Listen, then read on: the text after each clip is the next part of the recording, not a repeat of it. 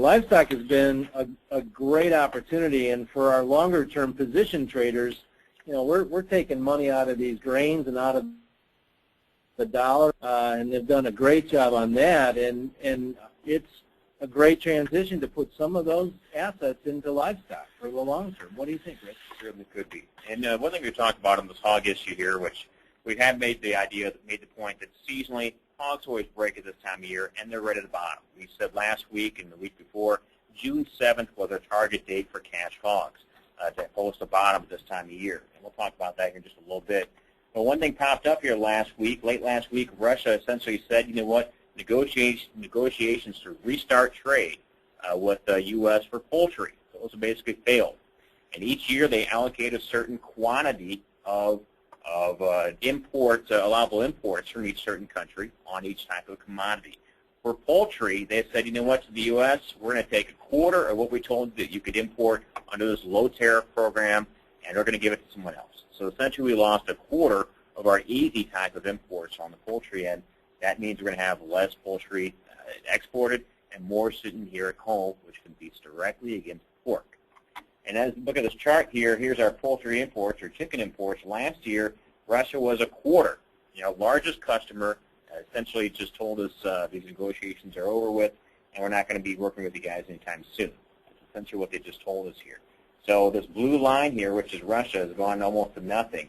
One thing to note about this chart is, yes, during March, it looks like we did pretty well without Russia, but this is more or less a short-term anomaly. The problem is we lost our #1 customer, and we're not going to get back anytime soon. With that in mind, where are we at as far as supplies? We're still at this low supply time of year, which is one reason why we are bullish other than this Russia issue here. And we talked about this seasonal issue here. Seasonally, this market breaks on cash hogs, and we have a nice rally.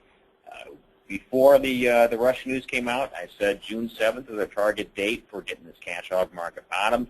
We'll push that to the very end of this week. We think about a 4 or 5 day delay, which means we still have a little pressure here for a few days. However, we, instead of going straight up to posting new highs here on the cash hog side, maybe with this Russian news we'll be limited to retesting those previous highs. But the bottom line is, look at these futures. They're implying absolutely no rally at all. I think that's wrong here. So we're still being patient as far as this price impact. Monica is going to show off a bearish chart on this chart side, but we still like the idea that this market should bottom next few days. How big of a rally is that, or are you expecting? And as far as the rally, once you look at like the July and August contracts, you can put those guys back up to this 83 range, which is about $4, $4.50 from here.